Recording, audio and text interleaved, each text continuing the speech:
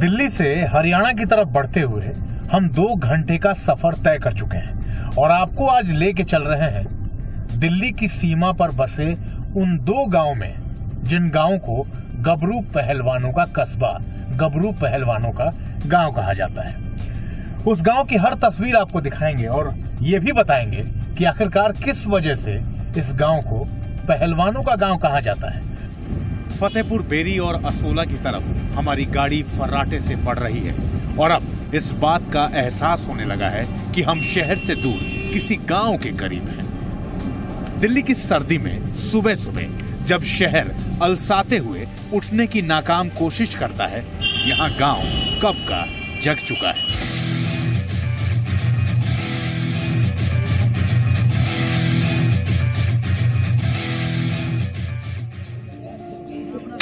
यही वजह है कि हमारे पहुंचने से पहले गांव के लड़के रोज की तरह अखाड़े में पहुंच चुके हैं और कसरत शुरू हो गई है। देश की राजधानी दिल्ली से तकरीबन 50 किलोमीटर का सफर तय करने के बाद दिल्ली और हरियाणा के बॉर्डर पर 2 गांव पड़ते हैं, फतेहपुर बेरी और असोला। ये गांव गबरू पहलवानों के गांव कहे जाते हैं। ये एक अखाड़ा है जहां हम पहुंचे हैं और यहाँ वो तमाम लोग हैं, ये तमाम मेरे पीछे भी मैं देख रहा हूँ, ये तमाम इस गांव के जो यंग पहलवान हैं वो यहाँ पर मौजूद हैं और वो इस वक्त हमारे साथ यहाँ पर रहेंगे। इनसे हम बातचीत करेंगे, जानने की कोशिश करेंगे कि आखिरकार क्या वजह है कि असोला और फतेहपुर बेरी जो गांव हैं वो पहलवानों के गांव कहे जाते हैं। आइए जरा चलते हैं, एक एक करके बात करते हैं। अखाड़े की एक परंपरा होती है। तो असोला के अखाड़े में इस तरीके से शुरू होती है दिनचर्या। इस तरीके से पहलवान पहले यहाँ पहुंचते हैं, भगवान के सामने नमन करते हैं और उसके बाद पहुंचते हैं इस दंगल में, इस अखाड़े में। यहाँ छोटे पहलवान हैं, बड़े पहलवान हैं और सबसे बड़े पहलवान भी हैं। कायदा बनता है कि सबसे पहले उन्हीं से बात की जाए। 75 साल की उम्र होगी मेरी, मैं बचपन से कर रहा हूँ, 12 साल से कर रहा हूँ। पहले हम दिल्ली करते थे, बिरला मंदिर रोड पे, वहाँ गुरु मुन्नी का अखाड़ा था, तिलक का अखाड़ा था, वहाँ से हमने सीखी और फिर हमने अपने गांव में शुरू कर दी। बहुत अच्छे गुरुजी यहाँ आकर बैठ गए हैं, इतना ही काफी है।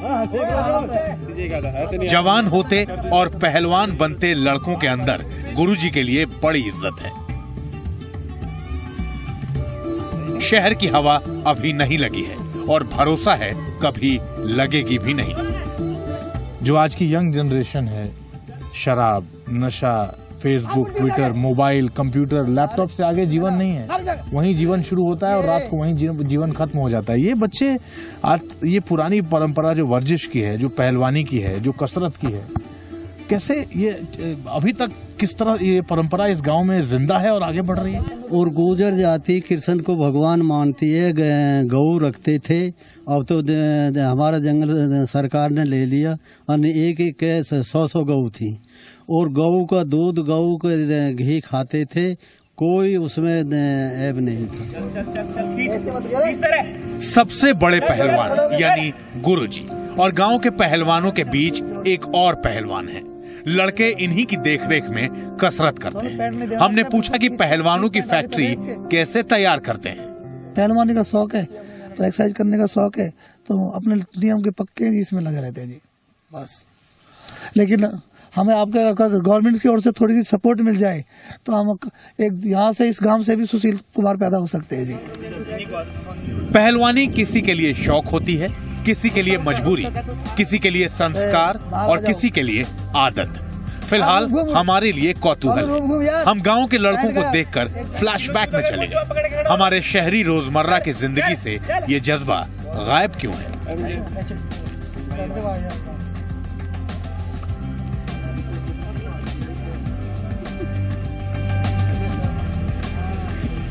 हम लोग भी काम करते हैं, लेकिन आदत में शुमार जो चीजें थी शुरुआती दौर में वो धीरे धीरे कहीं ना कहीं विलुप्त हो गई। काम की वजह से, व्यस्तता की वजह से, वक्त का अभाव, हम कहते हैं कि हमारे पास टाइम नहीं है, लेकिन उसी टाइम में ये सारे बच्चे उसी में से वक्त निकाल के और आज भी यहाँ पहुँचते हैं। यहाँ भी कुछ लोगों से बात करेंगे, ज़रा समझने की कोशिश करेंगे। ये एक बार में जो आप ये दंड बैठक कहते हैं, इसको कितनी बार कर लेते हो? 2500। तो मैं शुरू करूँ एक बार, साथ में देखता हूँ मैं कितना कर सकता हूँ। ये रफ्तार इनकी बढ़ गई और मेरी रफ्तार तो वहीं की है, पुरानी वाली।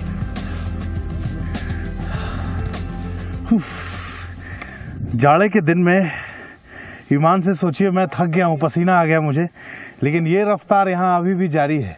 और जैसे मैंने कहा कि दिन की शुरुआत ऐसे होती है और उसके बाद यहाँ अखाड़े में सांस उखड़ गई मेरी इतनी देर में। धूप सिर के ऊपर चढ़ने से पहले अखाड़े में भीड़ बढ़ गई। लड़कों में गजब का अनुशासन है, एक साथ एक से बढ़कर एक कसरत कर रहे हैं। देखिए अद्भुत दंड बैठक है, ये ऐसी ही चलती है। इस पूरे अखाड़े की चारों तरफ ये ऐसे घूमते हैं। कोशिश कीजिएगा कभी घर पे आप।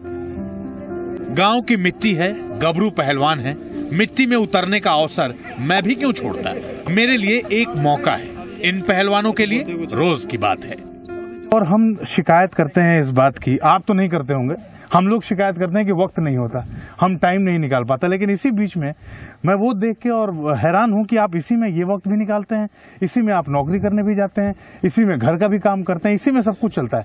कैसे ये वक्त निकलता कैसे है? देखो जी, सुबह जल्दी उठते हैं हम लोग। हम सुबह 4 बजे उठ के यहाँ पे लड़कों के एक्सरसाइज कराते हैं। उसके बाद एक्सरसाइज करने के बाद अपने काम पे जाके थोड़ी देर सो लेते हैं, फिर नाइट में ड्यूटी भी करनी पड़ती है। हाँ।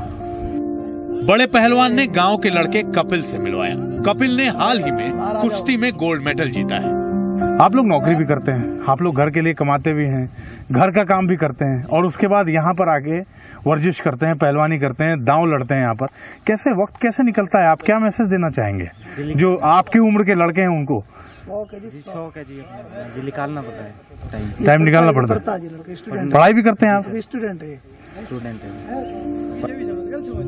जब हम पहलवानी पर चर्चा कर रहे हैं, गांव के पहलवान रोज की तरह पसीना बहा रहे हैं, फुल मस्ती, लेकिन अनुशासन के दायरे में।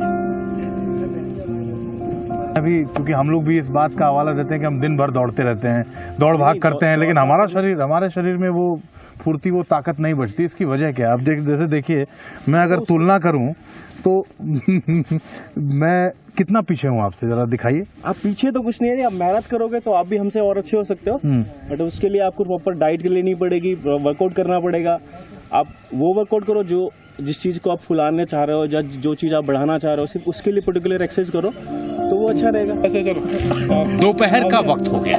जो लड़के पहले आए थे वो कसरत करके जा चुके हैं, जो बाद में आए वो भी अंतिम राउंड की वर्जिश निपटा रहे हैं।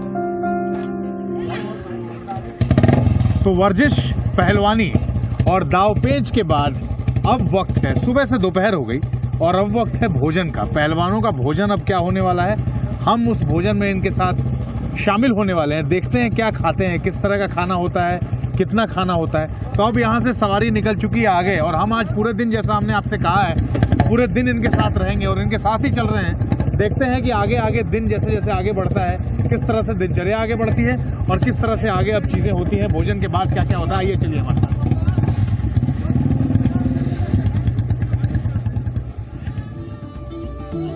गांव पहुंचने की खुशी आम आदमी के लिए अब सहेज कर रखी गई पूंजी बन चुकी है, किसी संदूक में बंद कीमती खजाने की तरह। फिलहाल आपका स्वागत है पहलवानों के गांव में। हम जब वापस आएंगे उस दंगल से जहां हम कसरत कर रहे हैं, तो उसके बाद भूख लगेगी। तो अब स्नान के बाद ये तमाम पहलवान यहाँ इकट्ठा हो गए हैं खाने पर, हम भी इन्हीं के साथ भोजन करेंगे। अंतिम बार इस तरह से खाना कब खाया याद नहीं आता। छत पर चारपाई बिछ चुकी है और सभी पहलवान तैयार हैं। यहाँ आकर लगता है कि भूख नहीं लगने जैसी कोई बीमारी मेडिकल साइंस की टर्मिनोलॉजी में नहीं होती, और होती भी है तो इस गांव में उसके लिए कोई जगह नहीं है।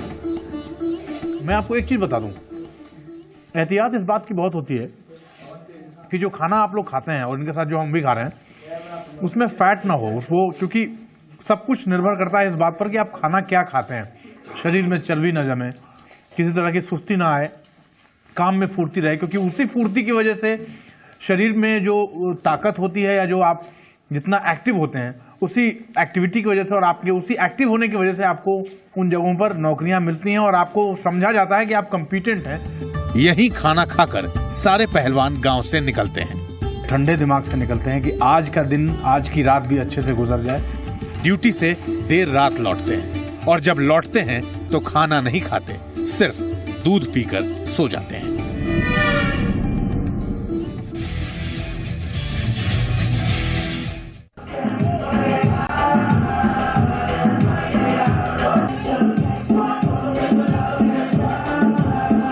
तो दोपहर के खाने और थोड़े विश्राम के बाद शाम की शिफ्ट के लोग अपनी अपनी ड्यूटीज पे निकल गए। अब हम आपको जिनसे मिलवाने जा रहे हैं ये वो पहलवान हैं इन गांवों के जो रात की ड्यूटी करते हैं दिल्ली और एनसीआर के अलग अलग जगहों पे बतौर बाउंसर्स, बतौर प्राइवेट सिक्योरिटी पर्सनल और नाइट लाइफ जहां पब्स हैं, जहां डिस्कोथिक्स हैं, जहां रेस्टोरेंट्स हैं। यहां आकर लगा कि जिस्म की बात जब ईमान धर्म हो जाती है तब गांव की मिट्टी फसल ही नहीं बाउंसर भी तैयार करने लगती है। तब गबरू नहीं बाउंसर हो जाता है। और ये भी कि पहलवानी सिर्फ शरीर का नहीं, इंसानी मिजाज का भी मुद्दा है।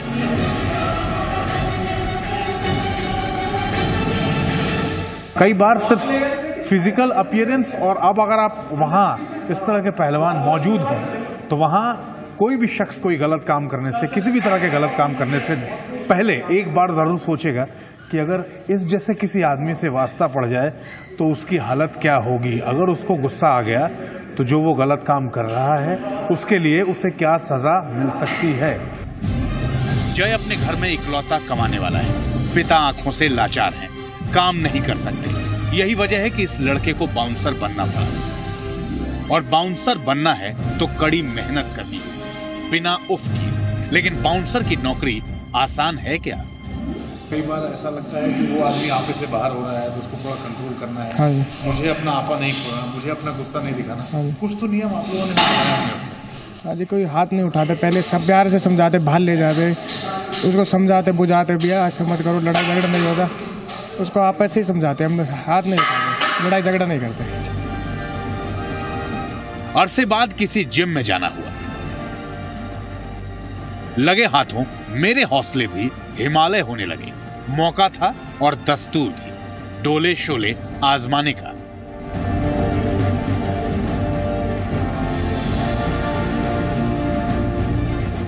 चीज पूछना चाहूंगा, ये जो मैं आपके बाइसेप्स देख रहा हूँ, ये इस तरह के बाइसेप्स मेरे भी हो सकते हैं? बिल्कुल सर, क्योंकि मैं जो अभी मैं अगर आपको अपना ये बाइसेप खोल के दिखाऊं तो मतलब आप अगर तुलना करें मेरे और इसमें तो ये तो कहीं भी नहीं टिकता। मैं किसी भी जगह नहीं टिकता। ये देखिए जरा। कोई मुझसे ज़्यादा स्ट्रांग है तो मैं उससे एक बार पंगा लेते हुए 10 बार सोचूंगा।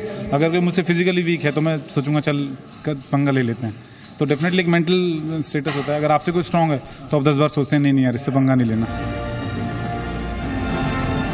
भीड़ बढ़ती जा रही है, जाने वाले अब तैयार हो रहे हैं क्योंकि अब वक्त धीरे धीरे ड्यूटी का हो रहा है। लोग अपने अपने घरों से निकलेंगे और रात के 9 बजे के बाद ड्यूटीज शुरू होंगी उन तमाम पब्स में, उन तमाम नाइट लाइफ वाली जगहों पर जहां लोग आते हैं। और